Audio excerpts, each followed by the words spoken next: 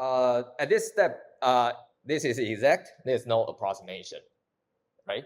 So in principle, if you want to, you can make delta t anything you like, and then you can also make x minus x prime to anything. Okay, but later I will say more about that, because as I mentioned, the purpose of this rho is actually it is a macroscopic quantity. Okay, what that means is that we care about the density of something. For example, I don't know, the density of dust, because the air pollution is really serious, and you want to know how the air pollution spread out in your city, things like that. Then in that case, this rho will be a macroscopic object. And when it is a macroscopic object, we care about its dynamics at the time scale that's large, and we care about the shape of this distribution at the length scale that's large. For example, we care about the density of the pollution, at least at the scale of meters. I don't care about micrometer difference of my density. So we will use that condition that the macroscopic length scale that we care about is very different or very large compared with the microscopic length scale and time scale that we described in the microscopic model. And use that condition, we'll make some approximation about this relation. And then we will have some idea about what is the effective theory for our macroscopic world. Yeah. Okay, good. So I think I didn't see any other questions. Let me check whether there are some questions now. Yeah, there's a question. Is chi x minus x prime function of delta t? That's a good question. So here we make a very strong assumption at the very beginning of our distribution function that there's no time dependence about the probability distribution function. And in principle, you can make it more complicated, but here I just want to make a relatively simple demonstration that if the distribution function of our random variable is a function that is independent of time, what kind of description we can get. Okay, good. So I think I'll just move on.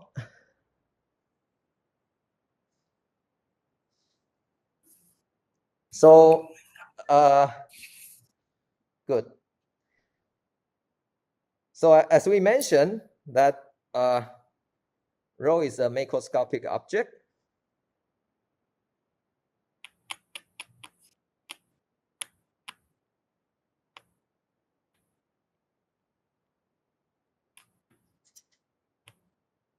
Okay, so what that means is that the accuracy or the resolution of our variable to describe this macroscopic object, for example, let me use delta x and delta t to describe the resolution of our description.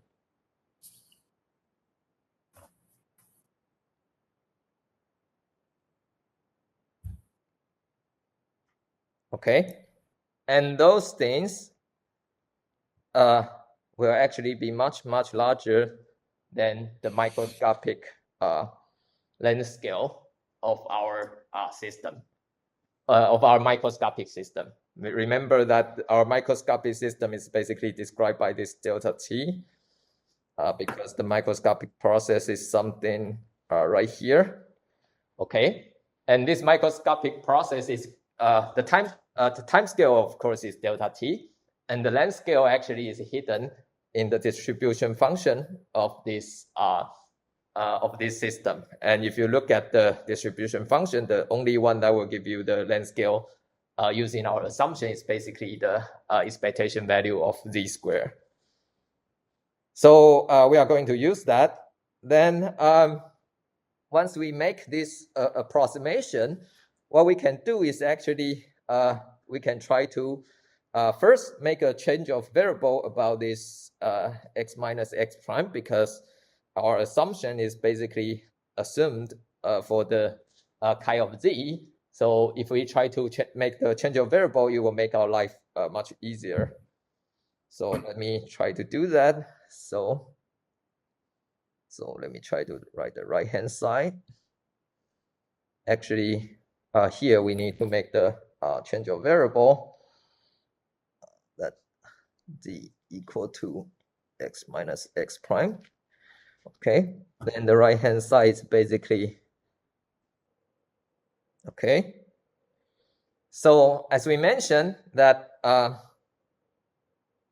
this quantity is related to our microscopic length scale. So it's supposed to be a relatively small quantity that these, that we are able to expand our expression in terms of the small z. So what we can do is that starting from this line, we have made this approximation by try to expand this density function. So it will look like, it will basically look like this. Of course, there are higher order terms, but we'll drop it because we assume that z is relatively small. And then outside of this square parenthesis, I have chi of z, but oops, I think I need to shift this thing, otherwise I have no place to write it.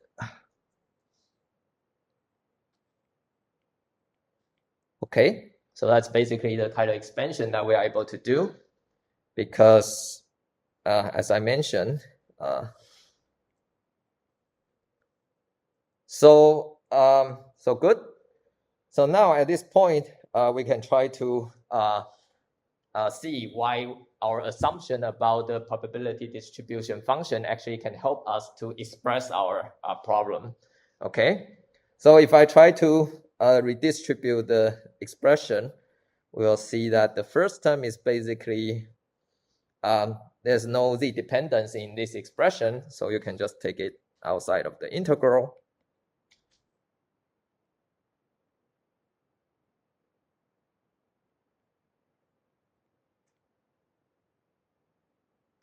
And then the derivation, I'll just use a simple notation to simplify the expression, because in principle you should take derivative with respect to z, and then you got a function of z, then you replace z with the value x in your function. So since I'm lazy, so I'll just write it as partial rho partial x. Okay, and then you still have the integral is z times the distribution function chi z, and then you have the 1/2 and the second derivative of your density profile, and then oops, and then the integral of z square chi of z dz, and the rest is basically dropped at the second line. Okay, so you can see explicitly why we make this 3 assumption at the very beginning, because this is basically the normalization condition of your system, and this is the condition 2, where the mean value of our distribution function is 0. And this is basically the condition 3, where the expectation value of z squared can be parameterized by the length scale a squared. Okay, so let me just try to write another line to show that the right hand side of our equation actually can be simplified into this form. Basically this thing is 0, so I don't need that, and this thing is basically a squared. Okay, so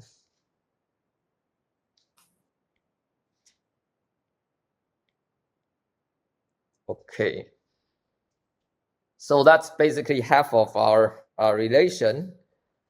Basically we find a way to express the right hand side of our equation using the microscopic parameter a and the macroscopic information about the second derivative of our density profile. Okay. So let's see. Okay. So are there any questions so far? Okay. So if not, let me try to make further approximation about our left-hand side of the equation. So let me just try to repeat what is at the left-hand side. So it's basically rho of x t plus delta t. Okay. So as I mentioned, that the delta t is supposed to be a relatively small time scale compared to the macroscopic time scale. So what we are going to do is that we are going to expand this expression again using the tidal expansion. Then we will get rho of xt plus partial rho partial t times delta t. Okay. So it is not super complicated, but it's relatively straightforward compared with the previous one. But you can notice that this rho of xt, because left-hand side of the equation should be equal to the right-hand side. So this rho of xt actually can kill each other. So what you can find after this derivation is actually this particular relation. If you just shuffle those coefficients to the right place, you will see something like this.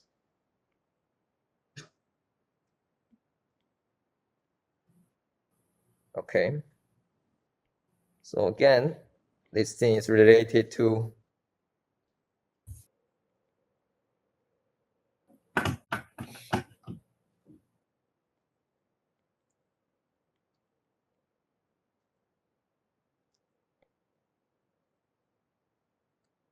okay. So that's basically the derivation that we can make starting from the microscopic model and the assumption that macroscopic time and length scale is much larger compared with the microscopic time and length scale. And with some, approximation, then eventually we got this equation. And this equation is basically the diffusion equation. This thing is called the diffusion equation.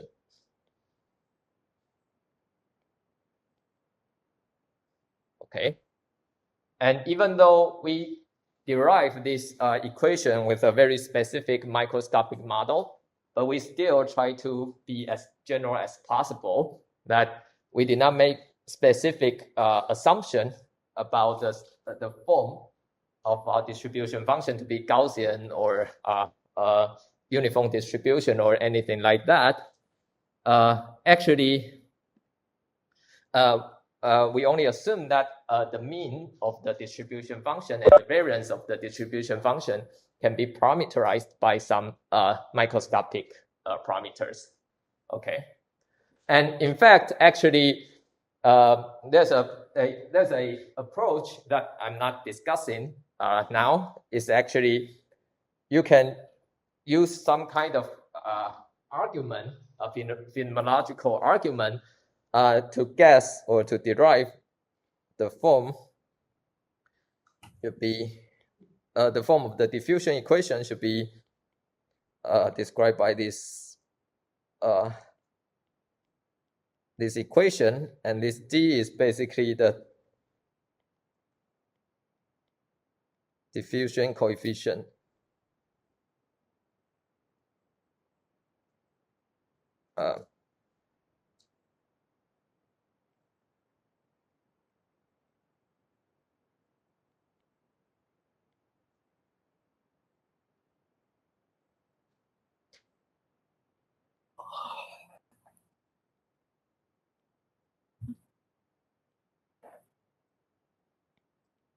Okay, but that's like a other things, if you are interested in, you can try to check, and I'll put some reference in the note. Okay, so I think that's good, because to some extent we successfully make the connection between the macroscopic description, which is this diffusion coefficient, with the microscopic property of our system, at least under the specific assumptions that we made. Okay. So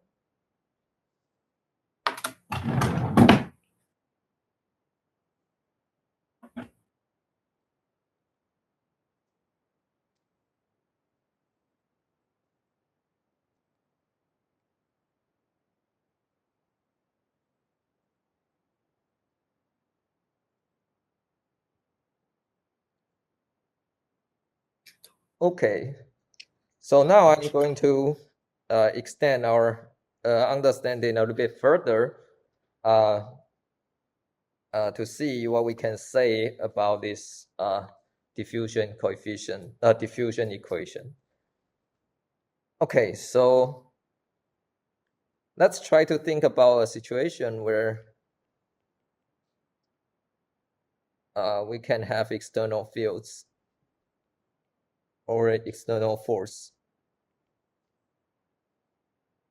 Okay, so before we go to the discussion about the system with external force, let's try to think about our system, that we actually use the condition about the microscopics, about how it moves backward and forward. But actually, there's an important idea at the macroscopic world that is basically the conservation of our particles in the macroscopic world can be described also by the macroscopic equation. So let me try to elaborate what do I mean by that. So as we mentioned, there's no particle that's being destroyed.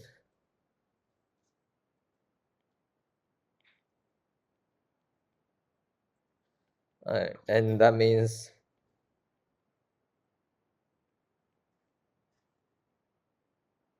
those particles are locally conserved. And locally means that if I try to make a little box in our system, here we all assume that we are in a one-dimensional system. And this imaginary box, we know that they will have some currents, that maybe some particles will move in. And suppose the left side of this box is at position x, and the right end of the box is at position x plus delta x. And these little boxes obviously have length scale delta x. Okay. So some particles can pass our left boundary of the imaginary box, and some particles can move outside or leak from our right boundary of the imaginary box. And now the current should be denoted by the current at x plus delta x. Okay. So let's assume that the density at this position x is denoted by rho x. Then we can ask, what is the change of the particle numbers in this imaginary box? Okay, so the change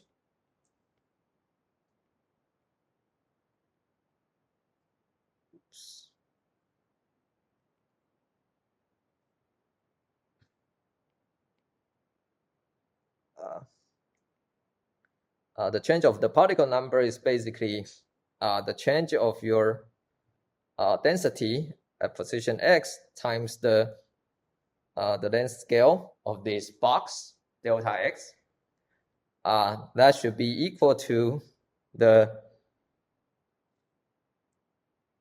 particles that enter the left wall and the particles that leave the the right wall within the unit time dt. Okay, so this is not super complicated. It just means that somebody moving inside the box, it needs to, you know, stay there. It cannot disappear, and we just count the total number, whether like where is the particles, and then we can have this relation. Okay, so you can just, you know, shuffle things around, divided this delta x into the right hand side and the dt to the left hand side. Then eventually, if you take the size of the imaginary box to be small, then you will get this relation.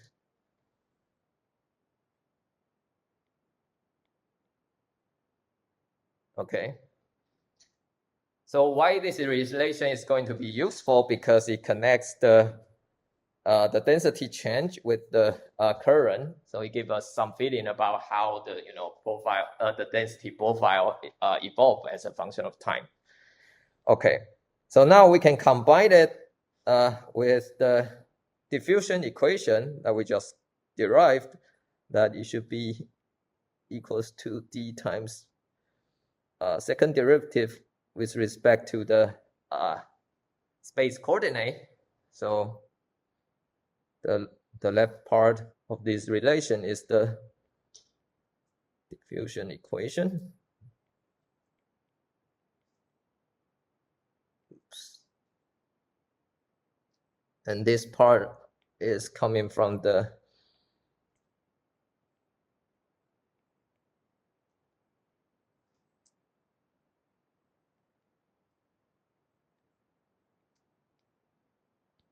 okay. So it is nice. Then we can try to solve this equation and see what we can get. Okay. So if we just look at these two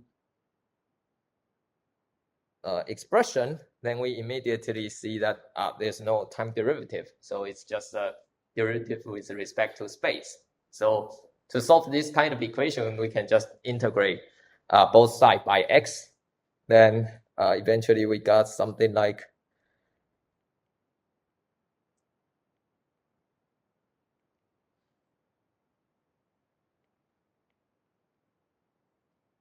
this. And this c is just some constant when you do the integration.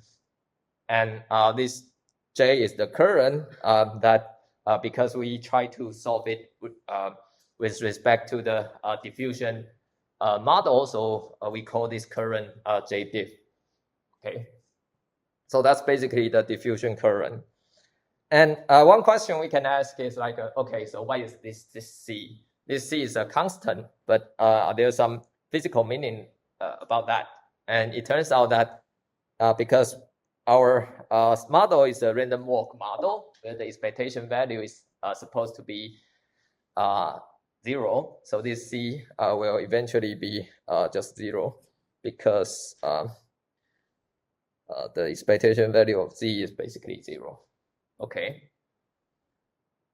So again, this is nice because it tells us that, oh, by the way, there's one thing that we should notice, that from our microscopic model, we can see that this d is always greater than 0, okay, because it's a squared divided by delta t. And when it is always greater than 0, what we can find is that the current is related to the, to some extent, the slope of the density profile, but with the negative sign here. So what does that mean? Let me try to draw some figures. I think that can help us to understand what does it mean. Okay, so this is rho of x. Let me just randomly draw some density profile. And from the density profile, we can ask what is the slope of this density profile.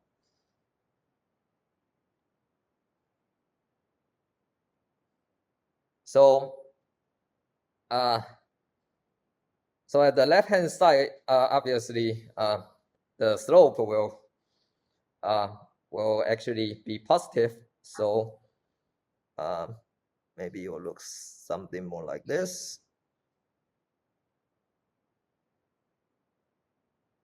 Okay, and then at the right hand side, the slope is basically negative. So basically, it will again looks like this. Okay. So from this relation that we just derived, it tells us that the current should have opposite sign with this with the slope of the density profile. So what that means is that if I try to draw the current,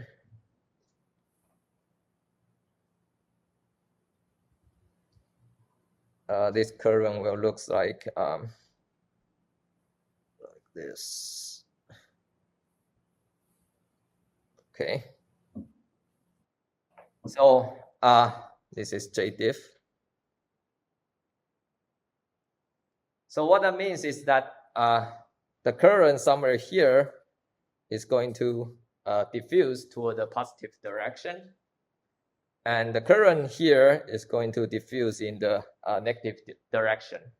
So that means that the profile is going to expand in some way. That is just expanding, try to go to the left and right hand side of this particular density profile. So that makes sense, right? Like when we have a bunch of particles at the middle, it basically will try to diffuse to the other end.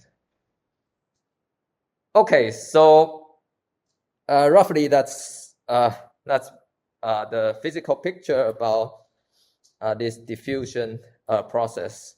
So are there any other questions so far? Check whether there are questions.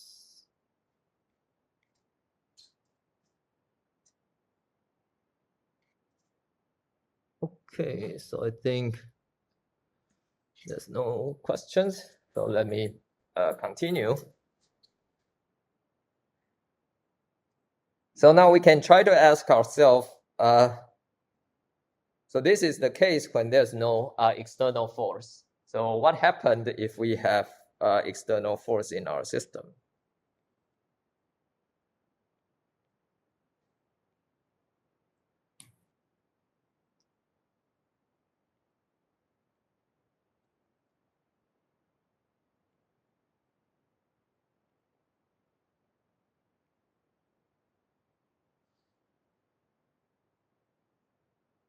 Okay. So when we have external forces, we should also adjust the microscopic models that we just write down. So basically, there are several ways, but I'll just write down one of the method that's used in the textbook. So basically, we still want to know what is the position after time step delta t. And it is still related to the position at time t. And it is also related to the random process L at time t. But now we also want to make some modification that is related to the external force that now we add another term that is basically described like F gamma delta t. And here it is not very clear what is the gamma, and we just try to write down this expression because we have the intuition that, you know, when you have a bigger external force, then the position of this particle is supposed to, you know, move to a further place, and it also should be proportional with the time that you apply this force to this particle. Okay, so that's why this term should be proportional with the force, and it should proportional with the time difference delta t. But there's a coefficient gamma that we don't know what it is. Okay, so now we are able to say the statement that, or at least we need to make some approximation to figure out what is the expression for this gamma. So consider we have a particle. Let's use this solid dot to represent the reference particle. And there are some environments nearby it. Okay. And this reference particle, basically, in our imagination, that it is going to maybe, I don't know, move, and maybe you will collide with one of its neighbors. And once it collides, it might change its direction, and maybe you will hit some other particles, or maybe it will not. But if there's a particle somewhere here, then you will collide with another one, and then you will start to move again to other different directions. Okay. So this is in the two-dimensional picture about what's going on. But in our model, we are basically talking about some one-dimensional simplification situation. So we don't really need to worry about the angles of this scattering process. We'll just make a very simple-minded understanding, or a very simple-minded assumption that once it collides with the particle, basically you will need to restart by the external force. So we can make a very simple estimation that the length scale that is related to this external force is basically related to, this is the acceleration.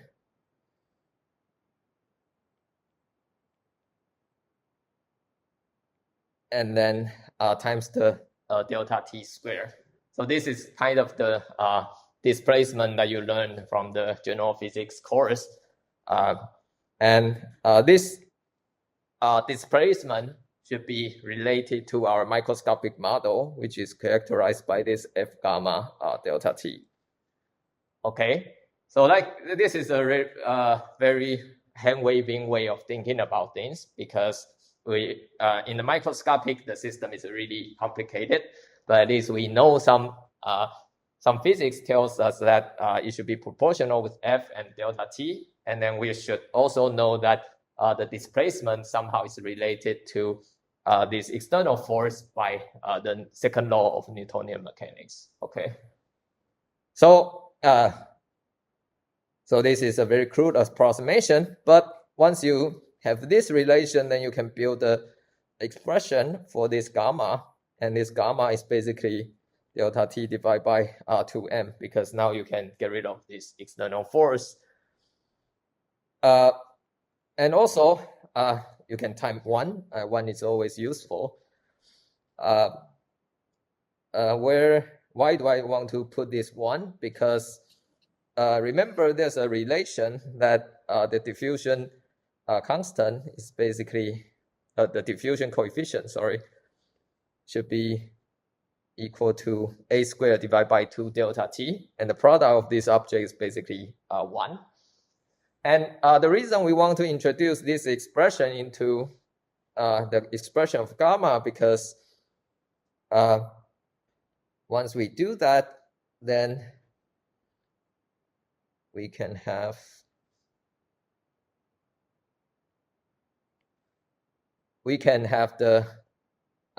our description using a divided by delta t, which is some kind of average velocity of our system between the two collisions.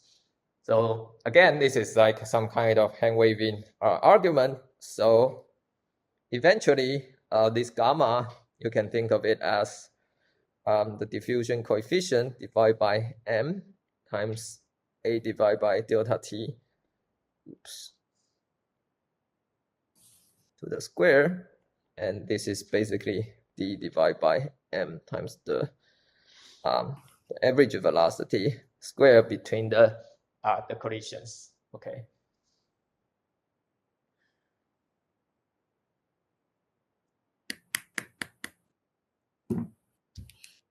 Okay, so in this case, now we have an understanding about what is this coefficient gamma. And the diffusion equation, we can also try to use similar approach that we derived the diffusion equation previously in the case where there's no external force. And here I'm not going to repeat the whole process. I'll just write down the conclusion. that and leave it as an exercise for your homework.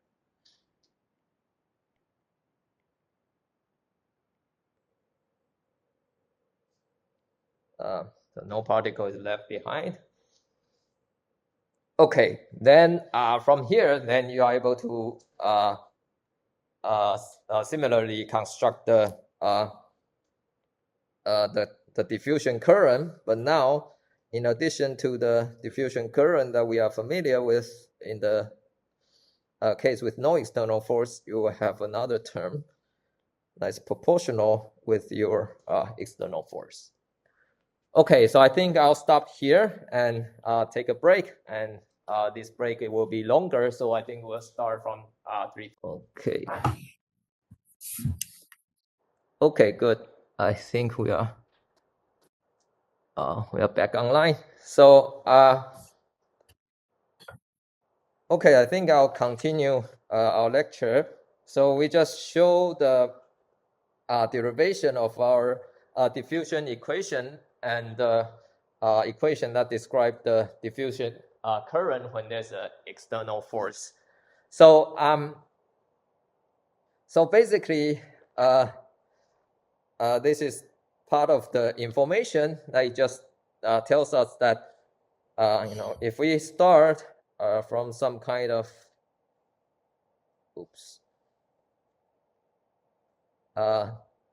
density profile,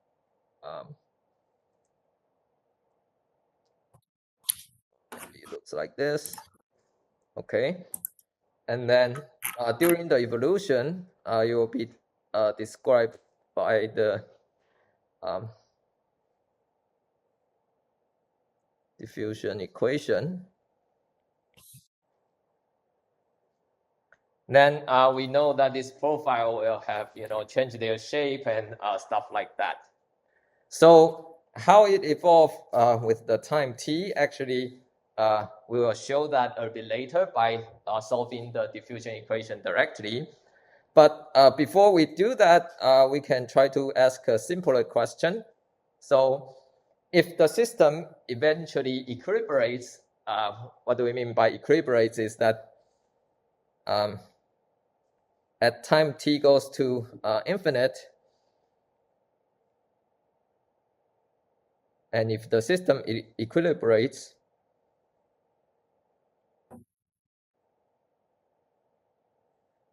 we will expect that the density profile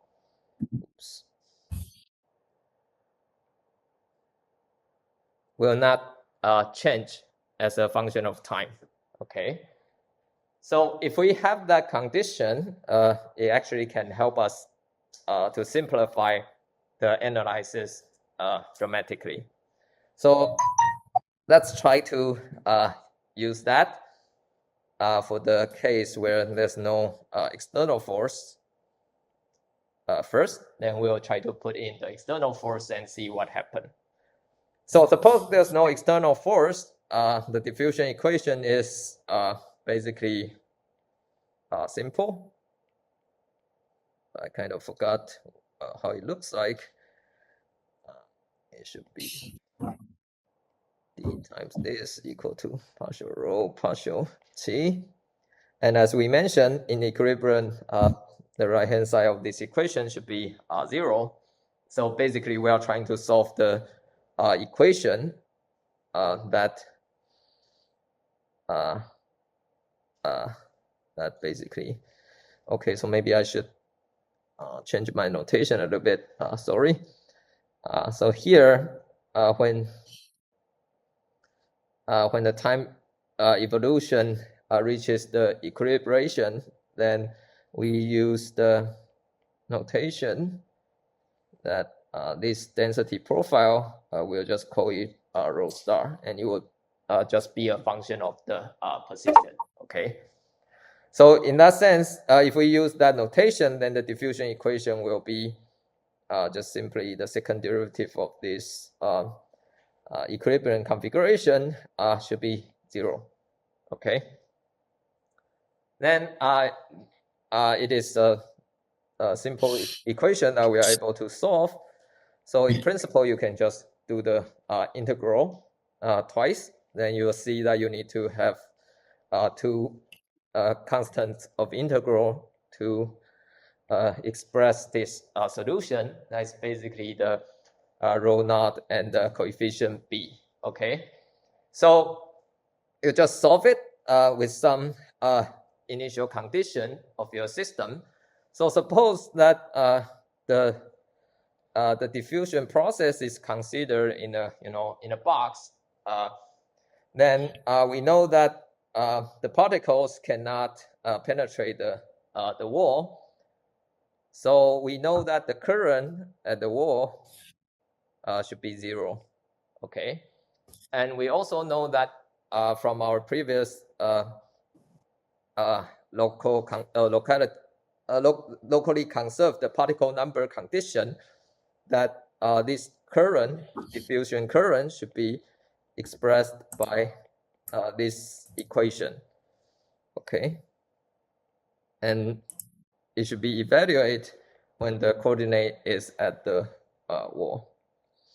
Okay, so if you know this boundary condition that the current at the wall needs to be 0, then you immediately see that that will lead to the fact that if you just use this expression, it should be the diffusion coefficient times b, and it needs to be 0, and we know diffusion coefficient is not 0, so that means b needs to be 0.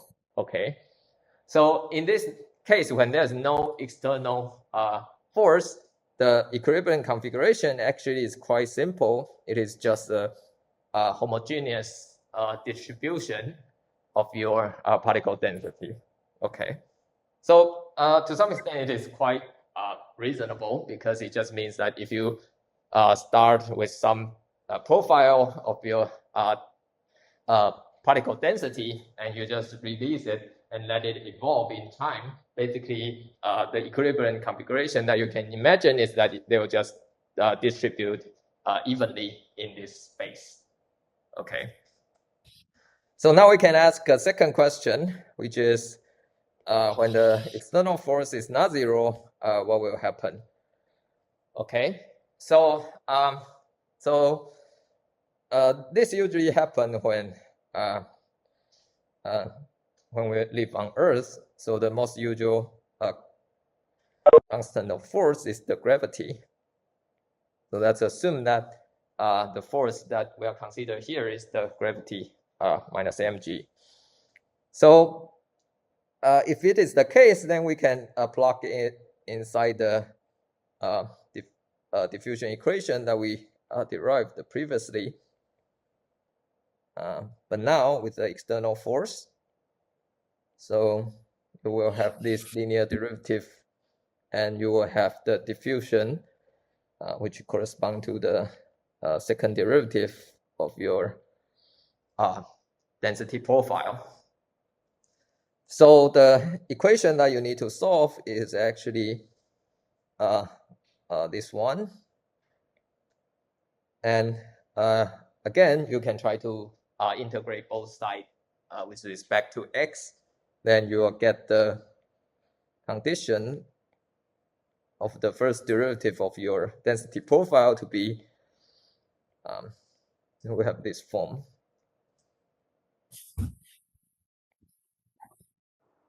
Okay, and if you stare at it, you'll see that this equation, the solution of this equation actually is of this form.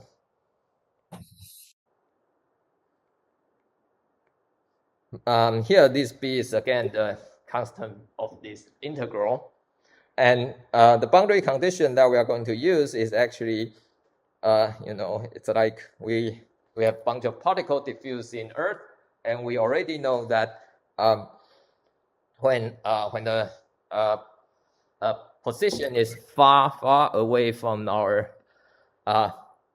from the Earth, basically the density should be 0.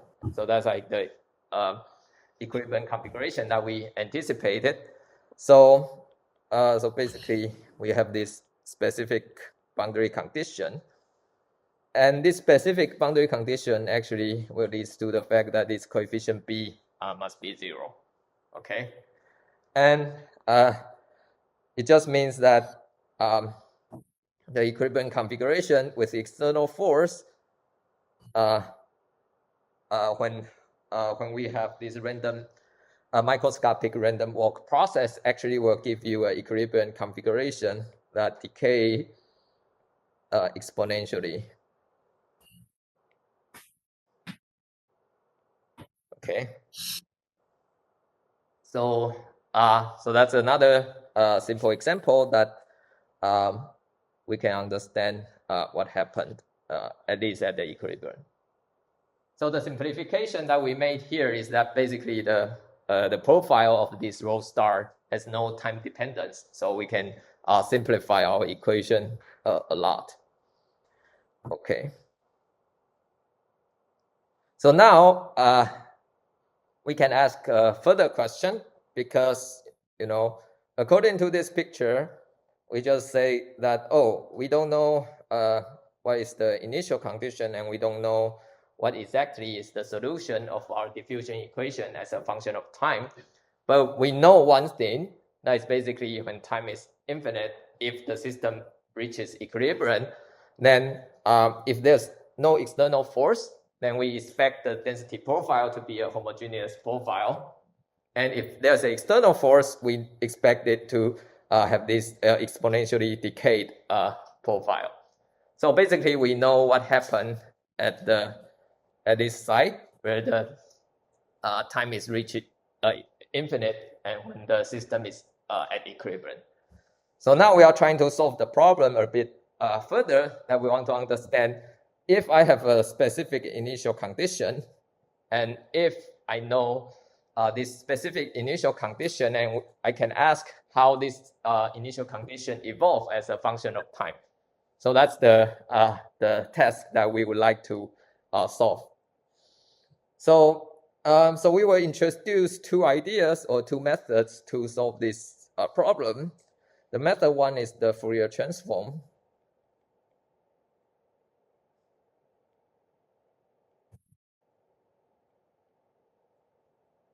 And the second one is the Green's function method.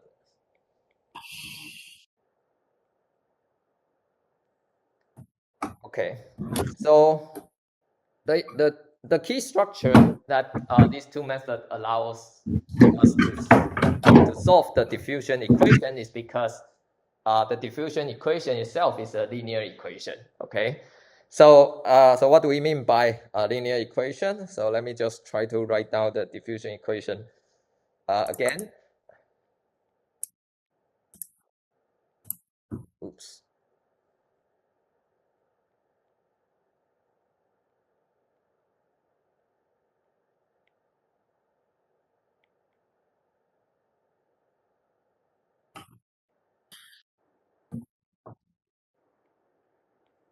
So here the first part is the diffusion equation, and the second part is the reconserved.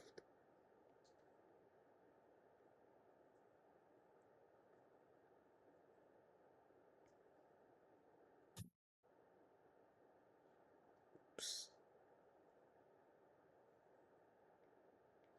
Okay, but it doesn't matter because they are all linear.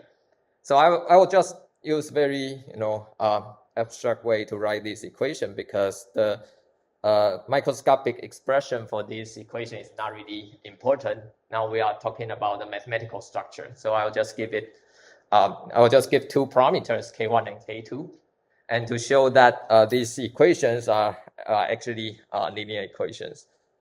So the idea that this differential equation is linear, what does it mean? It just means that if you have a solution rho 1, that is the solution of this equation,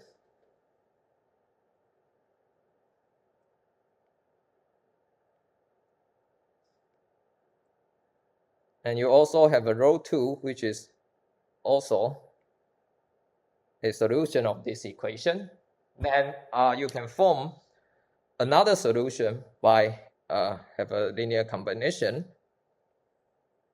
of these rho 1 and rho 2 with arbitrary coefficients C1 and C2. And this combination is also a solution to the linear equation. So it is not difficult to see that. You can just bravely put that in your differential equation. So why it is important? Because the Fourier transform is basically a linear transformation. It basically says that for arbitrary function, you can use Fourier transform to divide it into different components. So that means that if you have some function and you use Fourier transform such that let me try to just write it as fxt, and somehow you use the Fourier transform to divide it into different components. And if you can find the solution using different for different components, then basically it says that the problem is solved, because if you know how each component evolves in time, and Fourier transform is a linear transformation, then the general solution that you want to get can be actually constructed from the dynamics of this of each component, and you just sum them up. Then that's basically the how the density profile evolve in time. Okay, so so I will try to be more specific right now. So suppose we start, let me just erase this part. Suppose we start from some density profile at time t equal to 0. Okay. As I just described, I can try to use Fourier transform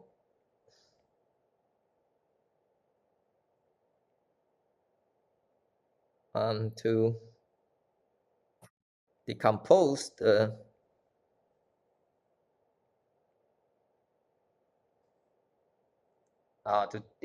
my profile of the density into different components. And these components are labeled by the wave vector k. Okay.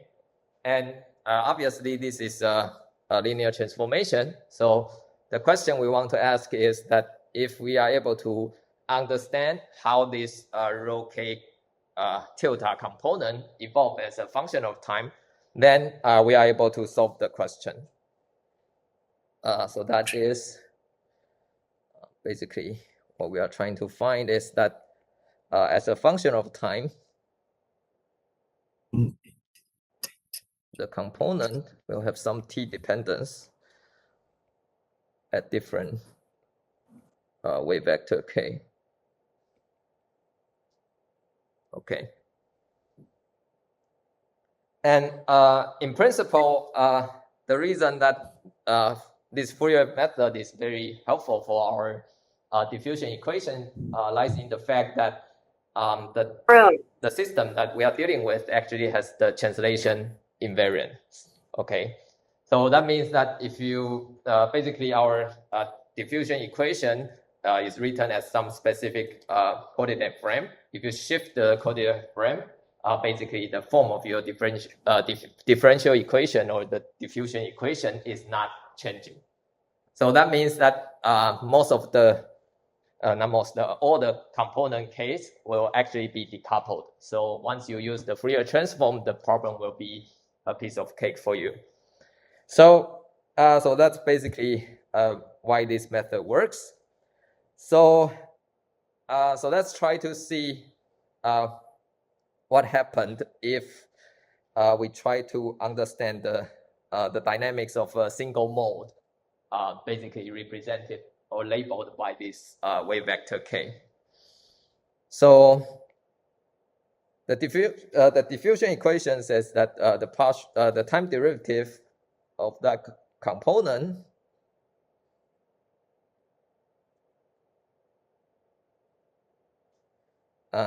will be related to the second derivative of space with a coefficient of the diffusion coefficient.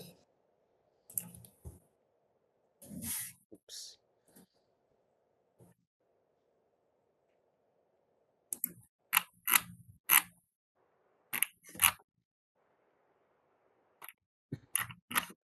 Okay, so that's basically the diffusion equation we wanted to satisfy. So so at the left-hand side, you can see that only this component depends on time. So the left-hand side will have the exponential factor and time derivative of the rho tilde k of t. And the right-hand side, we are going to take the second-order derivative with this quantity, and because rho k tilde of t has no dependence on the position, so you just do the differentiation, then you got ik squared, and rho tilde k of t is just sitting there doing nothing, and we still have this exponential factor. So we just we just cancel these two factors, and then we see that actually the differential equation that this rho k tilde of t needs to satisfy is just this particular first order differential equation. So it should be simple to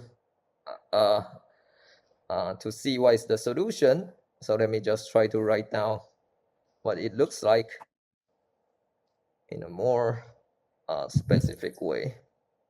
So this is the something that we don't know, and we want the first order differentiation of the something as a function of time at the left hand side.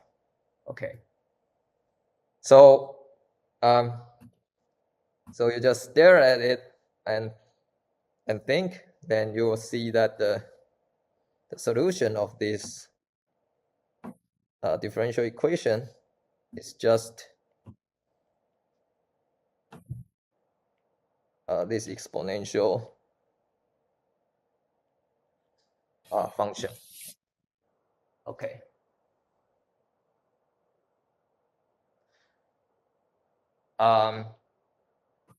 Yeah. So are there any questions so far? Yes.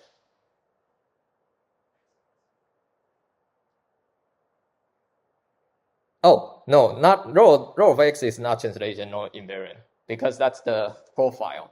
Okay. The thing that is translationally invariant is the differential equation, this guy.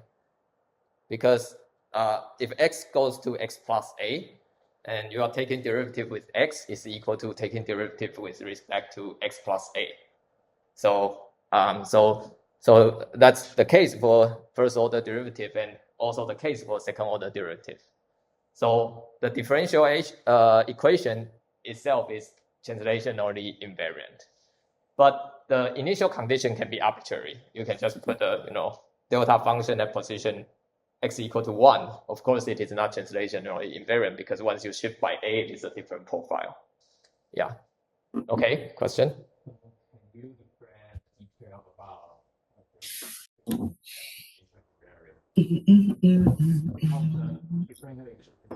invariant, right? So yeah. So what is connection between the translation invariant and Fourier? Yeah, that's a very good question. I'll try to see are there some very intuitive way to understand that. So one of the way to understand that is like what kind of system is going to be is going to violate the translation invariance, right? And then you can see why the problem will become more complicated. So, for example, in our system, basically we have something like this, right? Like first order derivative of our density profile, and also things like a second order derivative. But let's try to stick with the simple thing. So one way to break the translation invariance is that you add the potential u or something, and this u of x is not translation invariance, okay? So then you will have something like this, and you want to solve it. Then when you are trying to do the Fourier transform, like, you need to take the integral of ikx or something and integrate over x, right, of your differential equation. Then what you have found is that you will have something that is relatively complicated to express. So basically, I think what you are going to get is that you have something like uk.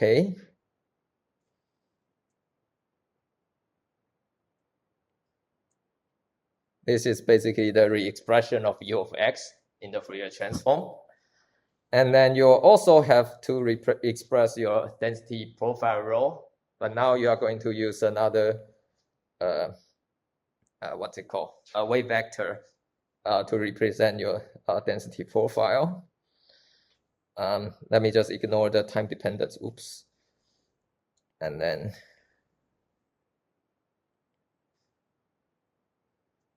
you have things like that, okay? So that's the two terms if you try to express them in the Fourier space. And then you need to do this integration in order to, sorry, if I use this notation, then I don't need that. What I need is just integral over space. And what you have found is that you will have some coupling of uk and rho q tilde. So that coupling will make your differential equation related that cannot be simplified in a single k component as we had in the diffusion equation, right? In the diffusion equation, you can see that this second order derivative basically will just give you 1k instead of the summation of over k and q. So if you have a summation over k and q, then you have a big problem to solve because each k will couple to different q's. Then you will have a sequence of differential equations instead of one. So that's like the very formal way to understand why translation symmetry is going to be very important, because if you don't have that, for example, if you have this kind of u of x, actually the equation cannot be simplified into a algebraic equation for a single component k. Instead, you will have q's and other things coupled together, and that will be a family of equations for you to solve. Yeah. So I think there's a better way to understand that. In the last course I taught last year, I've explained that part in detail, but I kind of feel like maybe it is not super useful for everybody. So I think I'll just stick with this very quick and dirty explanation, and I'll just put down the reference in the lecture note. So if you are interested in figure out why translation symmetry actually is very important to identify whether your problem can be simplified using Fourier transform, then there's a better material for you to read. And the bottom line is that it is related to the fact that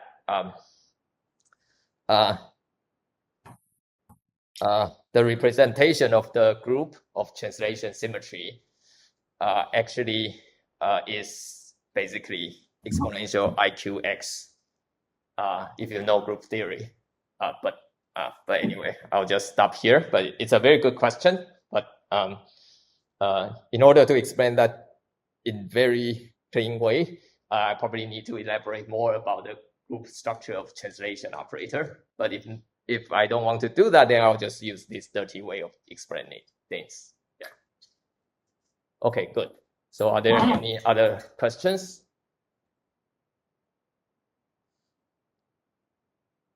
Yes?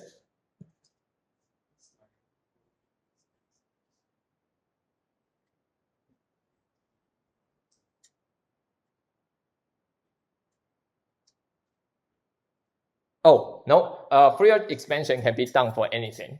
You don't require it to be a periodic function.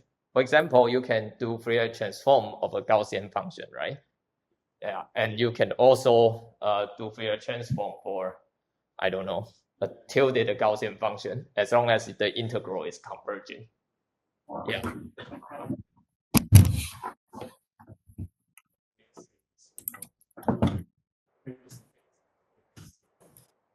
Previous page, this one.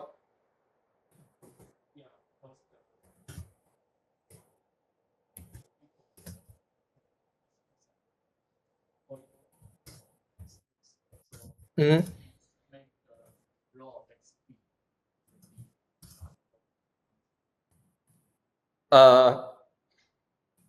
No, I think you don't need to because I don't know, I can draw it. You know, this is the box, right? And I can have a row of xt that looks like this. I can still ask, what is the Fourier coefficient for this row of xt, right? And row of xt, how to get this row k, right? You just do the integration of row of x with respect to this thing dx. Yeah, you can always do that, but the coefficient will have, if it is periodic, then the coefficient rho k tilde will have some structure. But in the most general case, there's no requirement about this rho k tilde. Yeah. Okay, good. So let's move on. Okay, so let me just write down one of the question so that I will remember that. Why?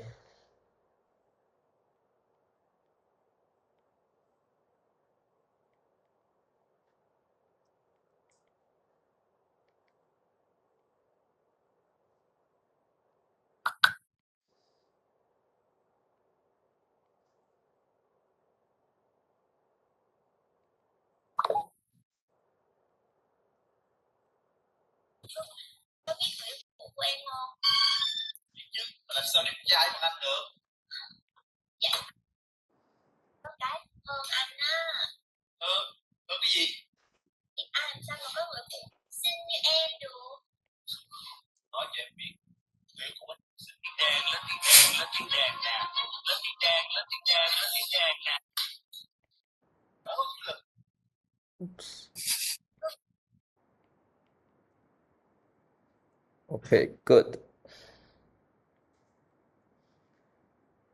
So,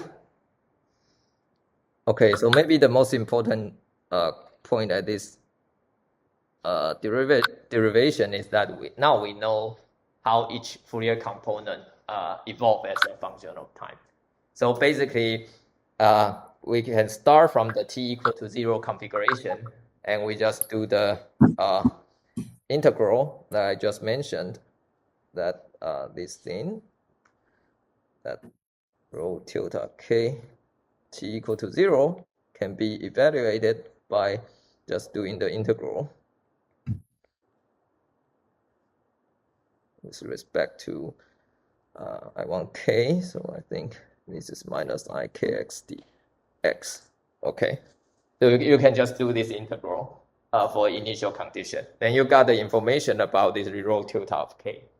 And each mode, you know how it evolved. Basically, the way it evolved is that there's an exponential vector where the exponent is proportional with k squared and t. Okay, so that's good. And we also know that this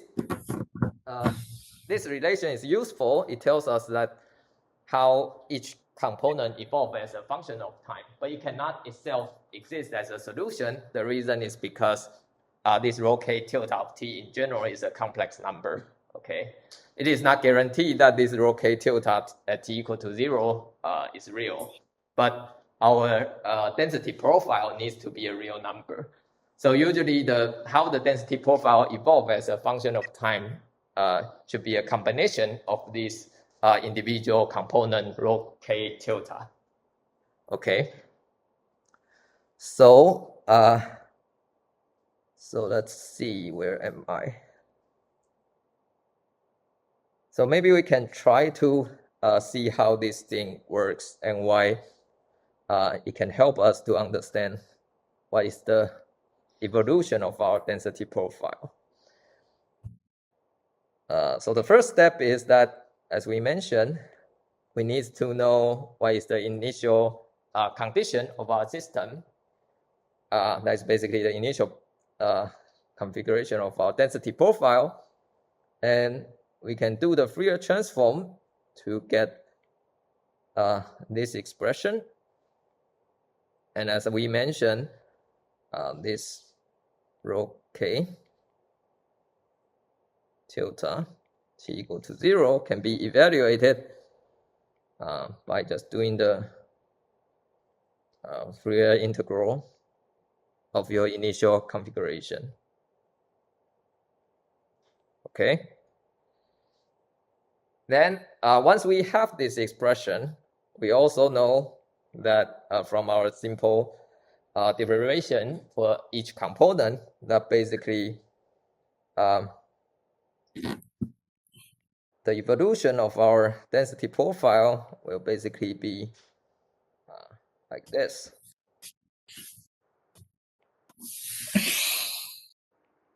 Now this t is an arbitrary number, okay?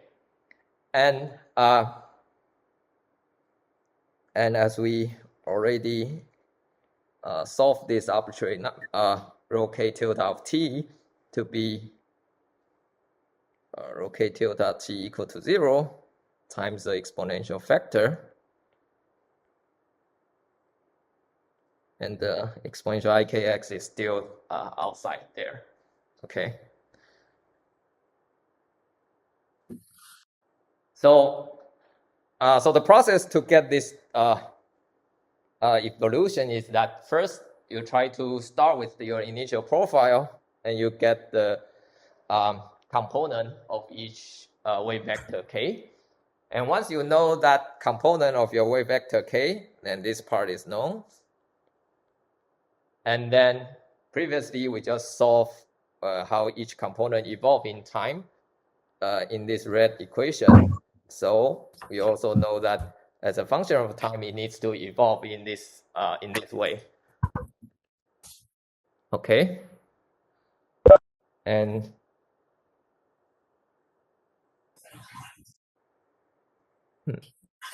I think there are some questions. Let me see.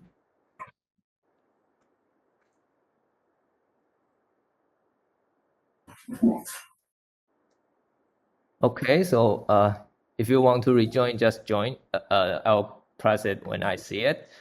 And why each term in Fourier solution? Why each term of the Fourier solution is a diff? Oh, I think the statement is not each term in Fourier transform is a solution of the differential equation. The statement is that if we make the Fourier transform, then because we know that the system is translational invariant, it will help us to simplify our problem. And the way it helps us to simplify the problem is because Fourier transform itself is a linear transformation. So in order to understand how the complicated profile evolve, what we need to do is to understand how each component evolved. So once we know how each component evolved, then we can try to recombine those information such that we know the initially complicated profile's evolution. So so the logic is that because we want to know what each component is doing as a function of time, so we just focus on one of the component labeled by k, and this is what one of the component labeled by k should behave in the differential equation. So we just plug that in, and the requirement is that this rho k tilde of t needs to be a solution of this diffusion equation. So we solved that, and we found the solution is that this rho k tilde of t supposed to be to have the function form that we described here. It has an exponential decay factor that is proportional with k squared and t. But the constant of the integral of the coefficient of this rho k tilde of t actually is depends on the initial configuration of your Fourier transform. Okay, so that's the logic, and then here we are just trying to perform the calculation following our logic to see how it works in practice. So as I mentioned, the first step is that we have an initial condition. We try to keep it as general as possible. It could be just any kind of profile of your density function. And then what you do is that you say, aha, I know that I can always do a Fourier transform for this density profile, so I'll just do it. Then the important information of this process is that I got the Fourier coefficient of my initial configuration. So that's one of the key information for the step one. So once I know this expression, then once I know the expression of each component, then I use the conclusion I got from this big red box that each component of my Fourier component should evolve according to this rule. Then the time evolution of my density profile automatically will be written in this way. And then this part is the information that we derived from the first step. Then we just put it in. And this part is the results from the big red box. Okay. And then that's basically the solution of our system, that we know how each component evolves once we know what is the initial configuration of our density profile. Okay. But of course, you'll see that, oh, I need to do this summation over k. It seems like a very complicated process. Actually, that's true. But if you try to go to the continuous limit,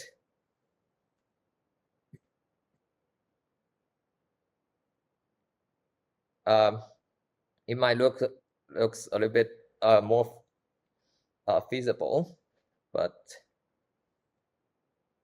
it might not be super feasible if you consider the analytic expression.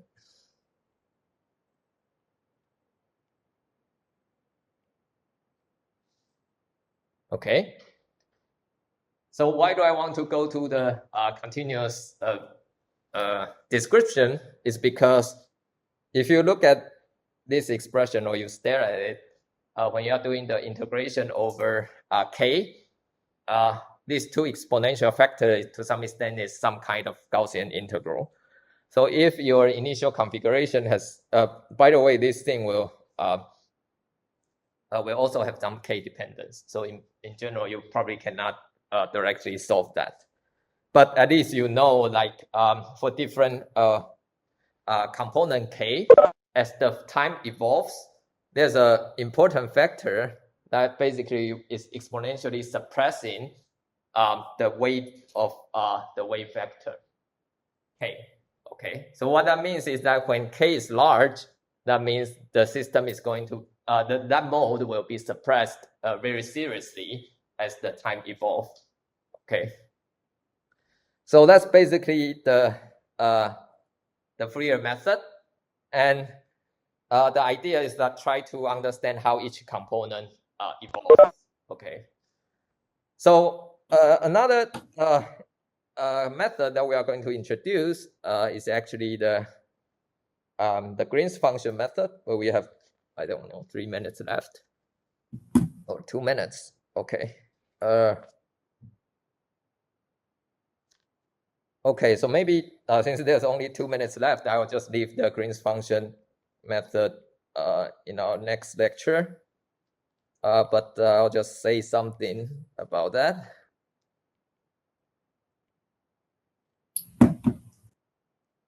So basically, we noticed that this Fourier method, to some extent, is some kind of not so convenient to use. For example, even though we know that as a function of time, the weight will be suppressed by this particular exponential form, but we still need to get the initial information by doing the integral over x at first.